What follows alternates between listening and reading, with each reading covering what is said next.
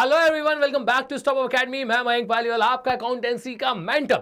आज के इस वीडियो में बच्चों हम लोग डिस्कस करने वाले हैं क्लास 12 अकाउंटेंसी से बहुत ही जबरदस्त चैप्टर, पहले भी बता चुका हूं, कैश फ्लो स्टेटमेंट। और बच्चों आज हम एक बहुत ही इंपॉर्टेंट पार्ट इसका डिस्कस करने जा रहे हैं लेक्चर नंबर 2 में। आपने देखा होगा प्रीवियस वीडियो में मैंने आपको बताया था कि कैश फ्लो स्टेटमेंट एक ऐसा स्टेटमेंट है जो कि ये शो करता है कि ऑपरेटिंग, इन्वेस्टिंग और फाइनेंसिंग से कितना कैश आया है और कितना कैश गया है। तो यहां बहुत डिटेल में समझने वाले हैं कि ऑपरेटिंग एक्टिविटीज क्या होती हैं, इन्वेस्टिंग एक्टिविटीज क्या होती हैं और फाइनेंसिंग एक्टिविटीज क्या होती हैं। साथ साथ बच्चों हम यहां पर ऐसे बहुत सारे क्वेश्चंस भी अटेम्प्ट करने वाले हैं जिसमें हम ये आइडेंटिफाई करेंगे कौन सी ऑपरेटिंग एक्टिविटी, कौन सी इन्वेस्टिंग और कौन सी फाइनेंसिंग एक्टिविटी है। तो सबसे पहले बच्चों हम कहां से स्टार्ट करेंगे? सर ऑपरेटिंग एक्टिविटीज से। लेकिन सर ये तो आपने प्रीवियस वीडियो में बताया था। बच्चों प्रीवियस वीडियो में मैंने आपको सिर्फ और सिर्फ इनका इंट्रोडक्शन दिया था। अब हम आज इस वीडियो में इनको बहुत ही डिटेल में डिस्कस करने वाले हैं। तो ऑपरेटिंग एक्टिविटीज जैसे प्रीवियस वीडियो में भी थोड़ा बहुत हमने डिस्कस कर ही लिया था, are the principal revenue generating activities. मतलब आपके बिजनेस की कोर बिजनेस एक्टिविटीज को क्या बोला जाता है? Operating activities are the principal revenue producing activities of the enterprises and other activities that are not investing and financing activities। तो हर वो एक्टिविटी जो कि आपकी प्रिंसिपल रेवेन्यू जनरेटिंग एक्टिविटी है, जो कि आपकी कोर बिजनेस एक्टिविटी है, उसे क्या बोला जाएगा? Operating activity. या ऐसे भी बोल सकते हैं कि हर वो एक्टिविटी जो कि इन्वेस्टिंग और फाइनेंसिंग नहीं है ना, वो अपने आप में क्या है? Operating activities. अब जो सबसे अच्छे से हमको यहाँ पर ये देखना है कि प्रिंसिपल रेवेन्यू जनरेटिंग एक्टिविटीज क्या होती हैं। एक एग्जाम्पल को मैं आप लोगों के लिए यहाँ पे देख सकता हूँ कि यहाँ पर for a computer manufacturing company, अगर आप कंप्यूटर बनाते हैं और कंप्यूटर अगर आप बेचेंगे तो इसे क्या बोला जाएगा? Principal revenue generating activities. तो for a computer manufacturing company, manufacturing and selling of computer is its principal revenue producing activity. अगर आप एक ट्रेडिंग कंपनी है जहां पे आप बने बनाए गुड्स खरीद कर बेचते हैं तो ये आपकी क्या हो जाएंगी? Principal revenue generating activities. अगर आप एक finance company just like bank, भाई बैंक का क्या काम होता है मुझे बताओ? लोन लेना, लोन देना, यही सारी चीजें वहां पे दिन भर चलते रहती हैं। इंटरेस्ट लेना, इंटरेस्ट देना, तो ये सारी की सारी इनकी क्या होती है? Principal revenue generating activities. तो इनसे रिलेटेड जितनी भी एक्टिविटीज होती हैं वो सारी की सारी एक्टिविटीज क्या बन जाती हैं? Operating activities. एकदम क्लियर है? तो जैसे अब मैं अपने ही एग्जांपल दे दूं आपको, सुबह से लेकर रात तक मेरे पास एक ही काम है, बस पढ़ाना पढ़ाना पढ़ाना। ये सारी की सारी एक्टिविटीज पढ़ाने से रिलेटेड जो है मेरे लिए क्या बन जाती हैं? Operating activities. इसके बाद बच्चों नेक्स्ट हमने देखा था इन्वेस्टिंग एक्टिविटीज। इसके ऊपर भी हम लोग डिस्कशन कर चुके हैं कि भाई एसेट्स का खरीदना और बेचना ही क्या है? Investing activities. Are acquisition and disposal of long-term assets and other investment not included in cash and cash equivalent। तो assets को खरीदना क्या कहलाएगा? acquisition। इनको बेचना क्या कहलाएगा? disposal। तो long term assets और other investments, इनको खरीदना बेचना ही क्या कहलाता है? investing activities। बस ये याद रखिएगा कि आप उन investments को नहीं ले सकते जो कि cash equivalents के अंदर आते हैं। ये हम लोग ने previous वीडियो में भी डिस्कस किया था।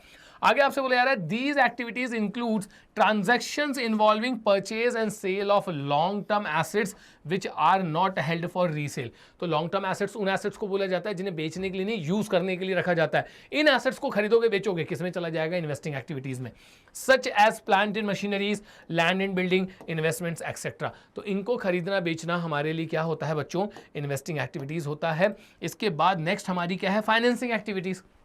फाइनेंस, सर फाइनेंस जो है वो कहां से आता है? ओनर्स फंड और बोरोड फंड। तो जब कभी भी आपके शेयर कैपिटल और बोरोड फंड के साइज एंड कंपोजिशन में चेंजेस आएगा, इसको क्या बोला जाएगा? Financing activities. Financing activities are the activities that result in change in the size and composition of owners fund and borrowed fund. तो इंश्योर बच्चों शेयर्स इशू करना, डिबेंचर्स इशू करना, इन पे डिविडेंड देना, इंटरेस्ट देना, इनका रीपेमेंट करना, ये सारी की सारी क्या कहलाएंगी हमारे लिए? Financing activities. तो जहां से भी फंड्स आ रहे हैं और जब आप उनका रीपेमेंट कर देते हैं, इनसे रिलेटेड जितनी भी एक्टिविटीज है उनको क्या बोला जाता है? Financing activities. देखो यहाँ पे एग्जाम्पल भी है, दस इंक्रीज इन शेयर कैपिटल। तो आप जब जब भैया इक्विटी शेयर्स इशू करोगे, प्रेफरेंस शेयर्स इशू करोगे, तो यहाँ से पैसे आते हैं बिजनेस में, फाइनेंस आता है, तो ये क्या हो जाएगी? Financing activities.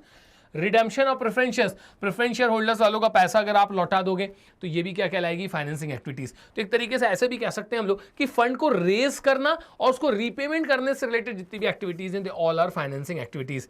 Issue of debentures, debenture issue करके जो आप फंड रेज करेंगे उसको हम लोग क्या बोलेंगे? Financing activities. Increase in borrowings, चाहे वो शॉर्ट टर्म के लिए हो चाहे लॉन्ग टर्म के लिए हो, ये भी हमारे लिए क्या है? Financing activities. मतलब पैसा शॉर्ट टर्म के लिए उधार लो चाहे लॉन्ग टर्म के लिए उधार लो, ये भी क्या है? Financing activities. Repayment of borrowings, अब जो पैसा उधार लिया था उसको लौटा दो, शॉर्ट टर्म के लिए उधार लिया था चाहे लॉन्ग टर्म के लिए, आप लोन लेंगे और जब उसको लौटाएंगे दोनों ही क्या हो जाएंगी, financing activities. Redemption of debentures, debentures भी भाई लोन ही लेना होता है। यहाँ देखो आपने डिबेंचर इशू करे थे, अब आप डिबेंचर्स क्या कर रहे हैं, उनका पैसा लौटा रहे हैं, क्या कहलाएगा, फाइनेंसिंग एक्टिविटीज। इसके अलावा भी कुछ और एग्जांपल मैं ऐड कर सकता हूँ इसमें, जैसे शेयर्स के ऊपर क्या दिया जाता है, डिविडेंड, फाइनेंसिंग एक्टिविटी है। डिबेंचर्स और लोन के ऊपर क्या दिया जाता है, इंटरेस्ट, ये भी फाइनेंसिंग एक्टिविटी है।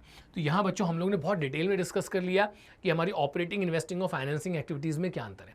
प्रिंसिपल रेवेन्यू जनरेटिंग एक्टिविटीज या कोर बिजनेस एक्टिविटीज क्या है, ऑपरेटिंग, आपके एसेट्स को खरीदना और बेचना, including investments other than current investments, ये हमारे लिए क्या है, इन्वेस्टिंग एक्टिविटीज। और बच्चों फंड रेस करना और उसका रीपेमेंट करना, ये हमारे लिए क्या होता है, फाइनेंसिंग एक्टिविटीज। तो ये जो मैंने सारा का सारा डिस्कशन किया ना, ये मैंने एक नॉन फाइनेंस कंपनी के पॉइंट ऑफ व्यू से डिस्कस किया है।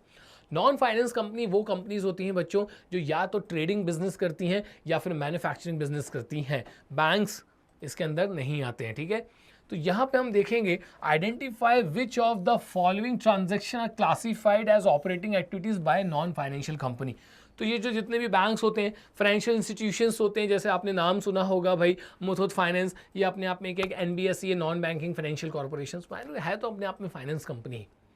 म्यूचुअल फंड्स जो होती हैं आपकी, ये भी इसी के अंदर आ जाती हैं, इंश्योरेंस कंपनी भी इसी के अंदर आती हैं, इनको नहीं लेना है, ठीक है।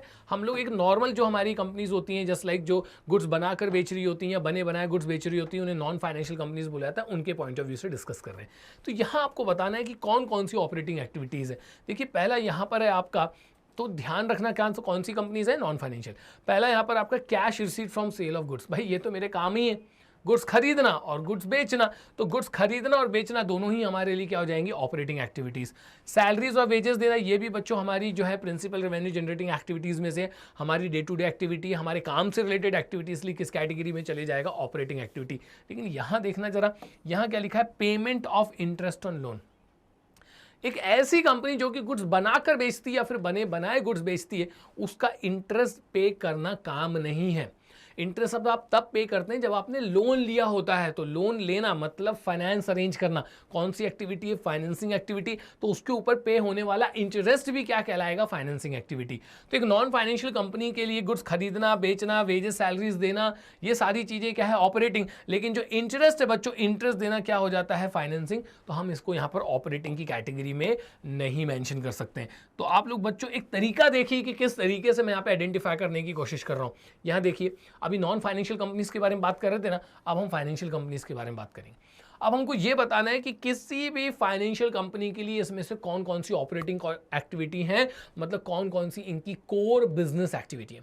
तो बहुत अच्छा तरीका बता रहा हूं बच्चों, अपने आप को मान लो बैंक, कि हम तो एक है बैंक। अब बैंक के पॉइंट ऑफ व्यू से देखो भैया हमारी कोर बिजनेस एक्टिविटीज कौन सी और कौन सी नहीं है। तो सबसे पहले भैया payment of salaries and wages, ये तो ना किसी भी टाइप का ऑर्गेनाइजेशन हो सबके लिए ऑपरेटिंग ही होता है, सबके काम से जुड़ा होता है सैलरीज और वेजेस देना। यहां देखिए नेक्स्ट है हमारे पास payment of interest on loan taken. अब ये बैंक है, बैंक का काम है लोन लेना और लोन देना, तो उसके ऊपर मिलने वाला इंटरेस्ट जो है और इंटरेस्ट जो बैंक को पे करना पड़ता है, ये इनकी ऑपरेटिंग एक्टिविटीज है, यही इनका काम है। तो भैया जब आप इंटरेस्ट देंगे या फिर जब आप इंटरेस्ट लेंगे, इंटरेस्ट देना इंटरेस्ट लेना, ये बैंक का डे टू डे एक्टिविटी है, इसी के लिए बैंक बनाए गए हैं। तो ये इनके लिए ऑपरेटिंग एक्टिविटी की ही कैटेगरी में आएगा। नेक्स्ट बच्चों यहां पर है आपका purchase of shares for trading. ये लोग ट्रेडिंग भी करते हैं, मतलब इनके पास जो सरप्लस अमाउंट रखा रहता है ना, उससे शॉर्ट टर्म के लिए लोग क्या करते हैं, हमारे जो शेयर्स होते हैं, डिबेंचर्स होते हैं, इनकी बाइंग और सेलिंग करते हैं। तो ये भी इनके लिए क्या कहलाएगा, ऑपरेटिंग एक्टिविटी। लेकिन ऑन द अदर हैंड यही शेयर्स अगर इन्हें इन्वेस्टमेंट पर्पस के लिए खरीद लिया है ना, तो इन्वेस्टमेंट खरीदने का मतलब ये उसको अभी तुरंत तो नहीं बेचना चाहते हैं, किस कैटेगरी में चले जाएगा, इन्वेस्टिंग कैटेगरी में चले जाएगा। तो जब उनकी फ्रीक्वेंटली खरीदी और बेची की जाती है, जिसको ट्रेडिंग बोला जाता है, ये इनके लिए ऑपरेटिंग है। लेकिन लॉन्ग टर्म के लिए अगर इनने किसी इन्वेस्टमेंट में पैसा फंसा के रखा है, तो वो कौन सी कैटेगरी में चले जाएगा, इन्वेस्टिंग। तो ये ऑपरेटिंग है, ऑपरेटिंग ऑपरेटिंग ऑपरेटिंग, लेकिन ये ऑपरेटिंग नहीं, ये इनके लिए क्या कहलाएगा, इन्वेस्टिंग एक्टिविटी। नेक्स्ट है बच्चों हमारे पास purchase of shares on behalf of customers. Customers के बिहाफ में शेयर्स खरीदना और बेचना, ये इनका काम नहीं है। लेकिन इसके अगेंस्ट में इनको जो ब्रोकरेज मिलती है, इसके अगेंस्ट में इनको जो ब्रोकरेज को मतलब एक तरीके का कमीशन होता है बच्चों, इसके अगेंस्ट में इनको जो कमीशन मिलता है ना, ये कमीशन इनके लिए क्या बन जाएगा, ऑपरेटिंग एक्टिविटी। तो अगर हम अपने कस्टमर के बिहाफ में शेयर्स खरीद रहे बेच रहे हैं तो ये हमारी भैया कोई ऑपरेटिंग एक्टिविटी नहीं है, लेकिन उससे जो कमीशन और ब्रोकरेज हमको मिलता है ना, वो हमारे लिए ऑपरेटिंग एक्टिविटी है। नेक्स्ट है हमारे पास इसके अलावा इशू ऑफ डिवेंचर्स। मैं आपको बताऊं, कोई भी कंपनी अगर शेयर्स और डिबेंचर्स इशू करती है तो वो उसके लिए फाइनेंसिंग ही रहेगा, चाहे वो फाइनेंस कंपनी हो या नॉन फाइनेंस कंपनी हो, हर कोई शेयर्स और डिबेंचर्स इशू करके फंड रेज ही करता है, तो ये उनके लिए फाइनेंसिंग ही होता है। ठीक है, तो बहुत ध्यान से समझना बच्चों, मैं आपको यहाँ पे डिटेल में बता देता हूँ। हर एक कंपनी किसी भी नेचर की हो, शेयर्स और डिबेंचर इशू करना उनके लिए फाइनेंसिंग है। लेकिन जब शेयर्स खरीदने और बेचने की बात आती है तो एक नॉन फाइनेंस कंपनी के लिए शेयर्स खरीदना बेचना इन्वेस्टिंग एक्टिविटी है और एक फाइनेंस कंपनी के लिए ऑपरेटिंग एक्टिविटी है। तो इस लाइन को बच्चों कम से कम 3 से 4 बार रिवाइंड करके मैं तो आपको कह रहा हूं कि सुनिए, आपको समझ में आ जाएगा मैं क्या कहना चाह रहा हूं। बहुत पते की बात बताई है मैंने, शॉर्ट में ही बहुत बड़ा कॉन्सेप्ट डिस्कस कर दिया। यहां देख लेते हैं बच्चों, identify out of the following transaction that are classified और shown as investing activity by non finance companies and finance companies. तो जो अब हम आ चुके हैं इन्वेस्टिंग एक्टिविटीज को हमको कैसे आइडेंटिफाई करना है। प्रीवियस क्वेश्चन में हमने क्या किया, सब प्रीवियस क्वेश्चंस में हमने देखा कि फाइनेंस कंपनी और नॉन फाइनेंस कंपनी के पॉइंट ऑफ व्यू से ऑपरेटिंग एक्टिविटीज को कैसे आइडेंटिफाई करना है। यही टॉपिक बच्चों अब हमको इन्वेस्टिंग के लिए करना है। तो इन्वेस्टिंग में क्या होता है सर, नॉन करेंट एसेट्स और इन्वेस्टमेंट्स को खरीदना बेचना ही हमारे लिए क्या होती है, इन्वेस्टिंग एक्टिविटीज। तो यहां पर बच्चों मैं पहले बात करूंगा नॉन फाइनेंस कंपनीज की, मतलब ऐसी कंपनीज जो कि बैंक्स नहीं है, फाइनेंशियल इंस्टीट्यूशंस नहीं है, हम या तो ट्रेडिंग बिजनेस करते हैं या फिर मैन्युफैक्चरिंग बिजनेस करते हैं। तो सबसे पहला है हमारा cash proceed from sale of fixed asset. हाँ जी सर, एसेट का एक्विजिशन और डिस्पोजल इन्वेस्टिंग एक्टिविटी ही होता है, तो ये इनके लिए इन्वेस्टिंग एक्टिविटी है। नेक्स्ट है बच्चों आप लोगों के लिए यहाँ पे cash paid for purchase of stock in trade. Stock in trade, stock in trade, stock in trade मतलब क्या है भैया, गुड्स की बात की जा रही है यहाँ पर। तो गुड्स खरीदना बेचना आपका इन्वेस्टिंग एक्टिविटी नहीं होता है, कौन सा एक्टिविटी होता है, ऑपरेटिंग। तो ये इन्वेस्टिंग की कैटेगरी में नहीं आएगा। नेक्स्ट है भैया आपका रीपेमेंट ऑफ लोन टेकन। हमने जो लोन लिया था ना, अब हम उसका रीपेमेंट कर रहे हैं, क्या है हमारे लिए सर, फाइनेंसिंग एक्टिविटीज है। आप ही मुझे बताओ ना बच्चों, यहां पर कहीं पर भी किसी तरीके के आपको एसेट्स और इन्वेस्टमेंट्स दिख रहे हैं क्या? No sir. नेक्स्ट है डिबेंचर परचेज। हाँ जी भैया, अब ये हमारे लिए क्या बन जाएगा सर, ये हमारे लिए इन्वेस्टिंग एक्टिविटीज बन जाएगी। तो थोड़ी देर पहले मैंने आपसे कहा था ना कि छोटे से कॉन्सेप्ट में बहुत सारी बात बता दी है। डिबेंचर्स इशू करना, चाहे वो फाइनेंस कंपनी हो चाहे नॉन फाइनेंस कंपनी हो, सबके लिए फाइनेंसिंग ही है। लेकिन डिबेंचर्स खरीदना बेचना ट्रेडिंग पर्पस के लिए अगर हम बात करें ना, तो ये इनके लिए क्या हो जाता है फिर ऑपरेटिंग, और अगर लॉन्ग टर्म के लिए किया है ना तो फिर ये क्या बन जाता है, इन्वेस्टिंग। तो यहाँ पर ये इन्वेस्टिंग एक्टिविटी है। नेक्स्ट है भैया इसके अलावा लोन एडवांस, लोन देना। हाँ, एक नॉन फाइनेंस कंपनी के लिए लोन देना कौन सी एक्टिविटी में आता है, इन्वेस्टिंग एक्टिविटी में ही आता है। नेक्स्ट है भैया परचेज ऑफ पेटेंट्स, ये भी हमारे लिए क्या है, इन्वेस्टिंग एक्टिविटी है, क्योंकि यहाँ पर हम लोग एसेट्स को क्या कर रहे हैं, परचेज कर रहे हैं। तो मैंने बच्चों आप लोगों को बता दिया कि कौन कौन सी यहाँ पर जो है इन्वेस्टिंग एक्टिविटीज़ हैं। ये आपकी इन्वेस्टिंग एक्टिविटीज़ है from the point of view of non finance companies. लेकिन जब हम ना फाइनेंस कंपनी बन जाते हैं, अब हमारे लिए क्या है, अब एक फाइनेंस कंपनी भी अगर अपने एसेट बेचेगी तो वो उसके लिए इन्वेस्टिंग ही रहेगा। फाइनेंस कंपनी पहली बात तो स्टॉक में डील करती ही नहीं है, तो ये तो इनके लिए इन्वेस्टिंग एक्टिविटीज बनी नहीं सकती है। इसके बाद यहां पे लिखा है repayment of loan taken, loan लेना और देना, इनके लिए कौन सा है, ऑपरेटिंग एक्टिविटी है। तो बच्चों यहां पर ना ये इन्वेस्टिंग में नहीं आ सकता है। तो नॉन फाइनेंस कंपनी के लिए ये कौन सा होता है, फाइनेंसिंग, और जो फाइनेंस कंपनी उनके लिए क्या बन जाता है, ऑपरेटिंग। लेकिन हमको यहाँ पे कौन सी चाहिए, इन्वेस्टिंग। नेक्स्ट है भैया डिबेंचर परचेज करना। हाँ, अगर लॉन्ग टर्म के लिए डिबेंचर्स परचेज किए गए तो फाइनेंस कंपनी के लिए भी ये क्या कहलाएंगे, इन्वेस्टिंग एक्टिविटीज। इसके अलावा लोन देना, तो ये भाई लोन देना तो इनका क्या हो जाता है, ऑपरेटिंग हो जाता है, तो ये इन्वेस्टिंग के अंदर नहीं आ सकता है। और नेक्स्ट है परचेज ऑफ पेटेंट्स। हाँ, अगर ये कोई पेटेंट्स खरीद लेते हैं तो ये भी इनके लिए इन्वेस्टिंग एक्टिविटी की ही कैटेगरी में आएगा। तो यहाँ बच्चों आप समझ सकते हैं किस तरीके से हम लोग क्लासिफिकेशन करते चले जा रहे हैं। अब आते हैं भैया हम लोग फाइनेंसिंग एक्टिविटीज़ पे। तो यहाँ देख लीजिए कि कौन कौन सी एक्टिविटीज़ जो है फाइनेंसिंग एक्टिविटीज़ है। तो ये एक नॉन फाइनेंस कंपनी के पॉइंट ऑफ व्यू से मैं ले रहा हूँ, ठीक है। रीपेमेंट ऑफ लोन टेकन, हाँ जी भैया, लोन लेना लोन देना, ये हमारे लिए फाइनेंसिंग एक्टिविटी। मैं आपसे क्या कहता हूँ, रेजिंग ऑफ फंड्स, फंड को रेज करना और उसका रीपेमेंट करना एक आम कंपनी के लिए क्या है, फाइनेंसिंग एक्टिविटी है। नेक्स्ट है proceed from issue of shares, यहाँ से भी हम फंड्स का अरेंजमेंट करेंगे, ये भी हमारे लिए कौन सी एक्टिविटी है, फाइनेंसिंग एक्टिविटी। तो कंफ्यूज मत होना, क्योंकि यही एक्टिविटी ना फिर फाइनेंस कंपनियों के लिए किसी और पॉइंट ऑफ व्यू से स्टडी की जाती है। मैं किसके पॉइंट ऑफ व्यू से बता रहा हूँ? एक नॉन फाइनेंस कंपनी के पॉइंट ऑफ व्यू से बता रहा हूँ। तो अगर आपने अपने लोन का रीपेमेंट कर दिया तो ये आपके लिए फाइनेंसिंग है, अगर आपने शेयर्स इशू कर दिए तो ये आपके लिए फाइनेंसिंग है। नेक्स्ट देखना भैया, debenture subscribed by the company, नहीं नहीं नहीं, ये फाइनेंसिंग नहीं हो सकती है। कौन सी हो जाएगी? इन्वेस्टिंग हो जाएगी, अगर हम क्या कर रहे हैं? डिबेंचर्स परचेज कर रहे हैं किसी कंपनी के। लेकिन जब हम अपनी ही कंपनी के डिबेंचर्स इशू करेंगे तब जाके क्या बन जाएगी? ये फाइनेंसिंग। प्रेफरेंस शेयर्स वालों का पैसा लौटा रहे हो, कौन सी एक्टिविटी है? Sir financing. तो हमारे शेयर्स से रिलेटेड जो भी एक्टिविटी होती है सब फाइनेंसिंग होती है। इंटरेस्ट पे कर रहे हो बोरिंग्स पे, ये भी कौन सी है? फाइनेंसिंग। डिविडेंड पे कर रहे हो, ये भी क्या है आपके लिए? Financing. Increase in bank overdraft, यहाँ से भी फंड्स का अरेंजमेंट किया जाता है, ये भी हमारे लिए क्या है? फाइनेंसिंग। और इसके बाद इशू ऑफ बोनस शेयर्स, ये भी फाइनेंसिंग है, बट ये अपने आप में एक नॉन कैश ट्रांजेक्शन है। अब आने वाला है असली मजा। यहाँ से अब देखो सब कंबाइंड हो गया है। अब यहाँ पे एक एक करके अपन ने पता लगाना है कौन सी ऑपरेटिंग है, कौन सी इन्वेस्टिंग और कौन सी फाइनेंसिंग और कौन से कैश एंड कैश इक्विवेलेंट है। चलिए, तो यहाँ बच्चों मैं आपको एक एक करके एक्सप्लेन करता हूँ। सबसे पहले है मार्केटिंग एक्सपेंसेस। तो मार्केटिंग एक्सपेंसेस जो बच्चों हमारे लिए हमारी कोर बिजनेस एक्टिविटीज से रिलेटेड है, क्या बन जाएगा? सर ये बनेगा ऑपरेटिंग एक्टिविटीज़। तो यहाँ पे मैं काम करता हूँ, चलो आप लोगों के लिए लिख भी देता हूँ कि ये हमारे लिए क्या बनेंगी? Operating activities. नेक्स्ट है हमारे पास परचेज ऑफ इन्वेस्टमेंट्स, एसेट्स और इन्वेस्टमेंट्स को खरीदना बेचना हमारे लिए क्या होता है? Sir investing activities. तो यहां पे बच्चों इसका आंसर बनेगा आपका इन्वेस्टिंग एक्टिविटीज।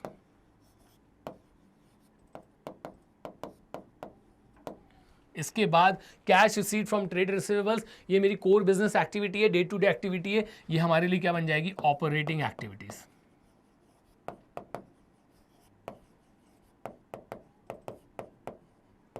इसके बाद बायबैक ऑफ इक्विटी शेयर्स, अपने ही शेयर्स वापस खरीद लेना। तो शेयर्स और डिबेंचर से रिलेटेड जितनी भी एक्टिविटी होती है सारी की सारी फाइनेंसिंग होती है, तो ये चली जाएगी सर फाइनेंसिंग एक्टिविटीज में। नेक्स्ट है repayment of long term loan, loan लेना और उसका रीपेमेंट करना, ये भी फंड से रिलेटेड हो गया, तो ये किस में चले जाएगा? सर फाइनेंसिंग एक्टिविटीज में। इसके बाद है कमीशन रिसीट, ये मेरी डे टू डे एक्टिविटी से जुड़ा हुआ है, ये हमारे लिए बन जाएगा ऑपरेटिंग एक्टिविटीज। नेक्स्ट है बच्चों सेलिंग एंड डिस्ट्रीब्यूशन एक्सपेंसेस, ये भी हमारी कोर बिजनेस एक्टिविटीज से रिलेटेड होता है, किस कैटेगरी में चले जाएगा? ऑपरेटिंग एक्टिविटीज, आपके काम से रिलेटेड है। इसके बाद है sale of machines by dealer of machine, बहुत बढ़िया भैया, डीलर ऑफ मशीन है मतलब मशीन के लिए गुड्स बन गई है, मशीन में ही डील करता है ये, तो मशीन खरीदना बेचना इसके लिए क्या बन जाएगा? ऑपरेटिंग, काम से रिलेटेड हो गया इसके। नेक्स्ट है हमारे पास इशू ऑफ डिबेंचर्स, ये मैं आपको बता चुका हूं, चाहे फाइनेंस कंपनी हो चाहे नॉन फाइनेंस कंपनी हो, किसी भी नेचर की कंपनी हो, जब भी डिबेंचर्स इशू करेगी उससे वो फंड्स रेज करती है, क्या बन जाएगी हमारे लिए? Sir financing activities. और लास्ट है भैया डिविडेंड पेड, जो शेयर्स आपने इशू किए थे उन्हीं पे आपको डिविडेंड देना पड़ रहा है, तो शेयर्स इशू करने से फंड रेज होता है, फाइनेंसिंग एक्टिविटी, तो उसके ऊपर डिविडेंड पे करना भी फाइनेंसिंग एक्टिविटी ही होगा। लेकिन अभी इतने से हमारा पेट कहाँ भरता है, प्रैक्टिस कराने में मुझे सबसे ज़्यादा मजा आता है। अब आप देखिए भी और है मेरे पास, यहाँ पर हमारे पास cash paid against trade payables, ये मेरी डे टू डे एक्टिविटी है, तो मैं इसको किस कैटेगरी में लेके चले जाऊँगा? सर ऑपरेटिंग एक्टिविटीज़ में। परचेज ऑफ मशीन, एसेट्स खरीदना बेचना हमारे लिए क्या होता है? सर ये हमारे लिए आपने समझा के रखा है इन्वेस्टिंग होता है, तो बच्चों इसको मैं लेके चले जाऊँगा इन्वेस्टिंग एक्टिविटीज़ में। इनकम टैक्स रिफंड रिसीव्ड, ये मेरे काम से रिलेटेड, काम से तो इनकम जनरेट करता हूँ उसके ऊपर इनकम टैक्स देता हूँ, उससे जो जुड़ी हुई चीज़ें हैं, तो ये काय के अंदर चले जाएगा? सर ये हो जाएगा हमारे लिए ऑपरेटिंग एक्टिविटीज़। इसके बाद है issue of share capital, share issue करने से भाई फंड्स आते हैं हमारे पास, आप फंड रेज कर रहे हैं, किस कैटेगरी में चले जाएगा? सर ये चला जाएगा फाइनेंसिंग एक्टिविटीज़ के अंदर। किस में चले जाएगा बच्चों? Financing. Sale of patents, assets, अब चाहे टेंजिबल हो चाहे इनटेंजिबल, खरीदना बेचना उनको किस कैटेगरी में चले जाता है? सर इन्वेस्टिंग की कैटेगरी में, तो इसको मैं लेके चले जाऊंगा इन्वेस्टिंग एक्टिविटीज़ में। परचेज ऑफ मार्केटेबल सिक्योरिटीज, अब ये बड़ा जबरदस्त है, बेसिकली मार्केटेबल सिक्योरिटीज हम ऑलरेडी डिस्कस कर चुके हैं, शॉर्ट टर्म इन्वेस्टमेंट्स होते हैं, कैश इन कैश इक्विवेलेंट की कैटेगरी में जाते हैं, तो परचेज ऑफ मार्केटेबल सिक्योरिटीज में बच्चों आप लिखोगे कैश एंड कैश इक्विवेलेंट्स। इसके बाद है परचेज ऑफ गुडविल, तो फिर से आप लोग क्या कर रहे हैं? एक तरीके का इंटेंजिबल एसेट खरीद रहे हैं, किस कैटेगरी में चले जाएगा? Sir investing. तो बेटा इस तरीके की प्रैक्टिस करनी पड़ेगी आपको। Short term deposit in banks, short term के लिए आपने पैसा जमा करके रखा है बैंक में, जब चाहे तब निकाल लो। किस कैटेगरी में चले जाएगा सर? ये चला जाएगा कैश एंड कैश इक्विवेलेंट की कैटेगरी में। बच्चों कुछ भी डाउट हो ना तो कमेंट बॉक्स में जाके बिल्कुल आप मुझसे पूछ सकते हैं। इसके बाद है purchase of securities as investment, investment के लिए खरीद रहे हैं। अगर ये सिक्योरिटीज आपने शॉर्ट टर्म में इन्वेस्टमेंट इसके अंदर किया जाता तो उसका यहाँ पे चेंज हो जाता, purchase of securities as investment बन गई मेरे लिए इन्वेस्टिंग। नेक्स्ट है हमारे पास कैश रिसीट फ्रॉम डेटर्स। अब बच्चों यहाँ पर मैं इतना नहीं झुक पाऊंगा, ये हमारे लिए बन जाएंगी ऑपरेटिंग एक्टिविटीज़, ये हमारे काम से रिलेटेड है। तो मेरे ख्याल से यहाँ पर अब आपको बहुत अच्छे से समझ में आ गया होगा। बच्चों यहाँ पे हमारा जो अगला टॉपिक और लास्ट टॉपिक है इस पर्टिकुलर वीडियो का, इनफ्लो आउटफ्लो नो फ्लो। मतलब अब हमको ये पता लगाना है कि इन एक्टिविटीज़ से कैश का इनफ्लो हो रहा है, आउटफ्लो हो रहा है, या फिर किसी भी तरीके का कोई भी फ्लो नहीं हो रहा है। तो सबसे पहले हम देख सकते हैं sale of fixed assets, book values की कितनी थी 50,000 एट अ लॉस ऑफ 5,000। तो यहाँ पे आपने एसेट बेचा है कैश में, वो बात अलग है कि आपने लॉस में बेच दिया, लेकिन तो भी भाई कैश तो हमको मिलेगा। तो ये किस में चला जाएगा सर? ये हो जाएगा हमारे लिए इनफ्लो। इसके बाद नेक्स्ट हमारे पास है purchase of stock in trade for cash. तो भैया यहाँ पे गुड्स खरीदने से कैश क्या हो जाएगा? चला जाएगा। तो ये मेरे लिए क्या बन जाएगा सर? आउटफ्लो। नेक्स्ट है मेरे पास purchase of fixed assets against issue of shares. अब यहाँ ध्यान से देखो, यहाँ किसी भी तरीके का कोई भी कैश ट्रांजैक्शन हो ही नहीं रहा है। हम क्या कर रहे हैं? एसेट्स खरीदते हैं जिसके अगेंस्ट अपनी कंपनी के क्या कर देते हैं, इनको कैश में पेमेंट करने की जगह अपनी कंपनी के शेयर्स इशू कर देते हैं। तो यहाँ किसी भी तरीके का कोई भी कैश का इनफ्लो और आउटफ्लो नहीं हो रहा है। तो इसको क्या बोला जाएगा? इसको आपको समझना होगा नो फ्लो। इसके बाद बच्चों कैश रिसीव्ड फ्रॉम डेटर्स, हमारे जो डेटर्स हैं उससे हमने कैश रिसीव कर लिया, कितने का? 10,000 रुपीज़ का। तो यहाँ पर हमारे पास कैश का क्या हो रहा है सर? इनफ्लो। कैश मिल रहा है ना भाई? तो यहाँ किस कैटेगरी में डाल देंगे अपन? इनफ्लो की कैटेगरी में। नेक्स्ट है आपके पास कैश डिपॉजिटेड इनटू बैंक। अब इसको आउटफ्लो मत बोल देना, इसको आउटफ्लो मत बोल देना बच्चों, ये कैश इक्विवेलेंट्स हैं। मतलब आप चाहे कैश अपना ऑफिस में रखें, चाहे अपना कैश आप बैंक में रखें, बात बराबर ही होता है। तो यहाँ किसी भी तरीके का कोई भी आउटफ्लो नहीं हो रहा है। तो इसको मैं क्या बोलूँगा सर? आप इसको बोलिएगा नो फ्लो। इसी तरीके से अगर आप ना बैंक से पैसा निकाल के लेकर आ रहे हैं तो उसको इनफ्लो मत बोल दीजिएगा, वो भी हमारे लिए किस कैटेगरी में चला जाएगा? No flow. इसके बाद है issue of fully paid bonus shares. Bonus shares free में दिए जाते हैं, रिजर्व्स का कैपिटलाइजेशन करके दिए जाते हैं। इसमें भी किसी भी तरीके का कुछ भी कैश का इन्वॉल्वमेंट नहीं होता है। ये भी किस में चला जाएगा? नो फ्लो की ही कैटेगरी में चला जाएगा। नेक्स्ट है हमारे पास बच्चों यहाँ पर sales of marketable securities for cash at par. ये भी नो फ्लो है, क्योंकि जो आपकी मार्केटेबल सिक्योरिटीज होती हैं वो कैश इक्विवेलेंट्स की ही कैटेगरी में आती हैं। आपने बस उसका रूप क्या कर दिया है? चेंज कर दिया है। डिक्लेरेशन ऑफ फाइनल डिविडेंड कितने का? 25,000 रुपीज़ का। अब एक चीज़ मैं आपको बता दूं, dividend once declared becomes your current liability. तो आप ऐसे मत समझ जाना कि this is merely a declaration, यहाँ पर आपको उसको पे करना ही पड़ेगा। तो ये हमारे लिए क्या बन जाएगा? आउटफ्लो बन जाएगा। जैसे ही आप डिविडेंड डिक्लेयर कर देते हो ना, वो आपके लिए क्या बन जाती है? Current liability. फिर आपको उसको पे करना ही पड़ता है। नेक्स्ट है हमारे पास writing off bad debts against the provision for doubtful debts. ये एक तरीके का नो कैश ट्रांजैक्शन है, तो यहाँ पे कैश का कुछ भी इनफ्लो और आउटफ्लो नहीं होगा। डिक्लेरेशन ऑफ इंटरिम डिविडेंड, ये भी भाई आपको पे करना ही पड़ेगा। जैसे ही आपने डिक्लेयर कर दिया आपके लिए करंट लायबिलिटी बन जाती है। तो इस ट्रांजैक्शन से कैश का क्या होगा? आउटफ्लो होगा। सेल ऑफ करंट इन्वेस्टमेंट, ये कैश इक्विवेलेंट की कैटेगरी में आते हैं। तो कैश को कैश इक्विवेलेंट बनाओ या कैश इक्विवेलेंट को कैश बनाओ, उससे कैश का कोई भी इनफ्लो और आउटफ्लो नहीं होता है। नेक्स्ट है मेरे पास इंक्रीज इन बैंक ओवरड्राफ्ट। हाँ जी भैया, यहां पर कैश का मेरे पास क्या होने वाला है? इनफ्लो होने वाला है, क्योंकि बैंक ओवरड्राफ्ट से अगर मैं पैसा लेकर आ रहा हूं तो हमारे पास कैश क्या हो जाएगा? इंक्रीज हो जाएगा। डिक्रीज इन कैश क्रेडिट, मतलब मैंने उधार जो था हमारा शॉर्ट टर्म वाला वो लौटा दिया है। तो ये मेरे लिए कैश का क्या हो जाएगा बच्चों? आउटफ्लो हो जाएगा। तो यहाँ हम लोगों ने आप देख सकते हैं बहुत ही डिटेल में इस टॉपिक को कवर कर लिया है। अब अगले लेक्चर में हम अटेम्प्ट करने जा रहे हैं न्यूमेरिकल, जिसको बिल्कुल बच्चों हम लोग पार्ट वाइज ही समझेंगे। पहले हम ऑपरेटिंग पे एक्सपर्टाइजेशन लाएंगे, फिर इन्वेस्टिंग पे, फिर फाइनेंसिंग पे, और फिर जाके हम इसके फुल फ्लैजेड क्वेश्चंस जो हैं वो अटेम्प्ट करने वाले हैं। तो थैंक्स फॉर वॉचिंग बच्चों, मिलते हैं अगले वीडियो में। जय हिंद।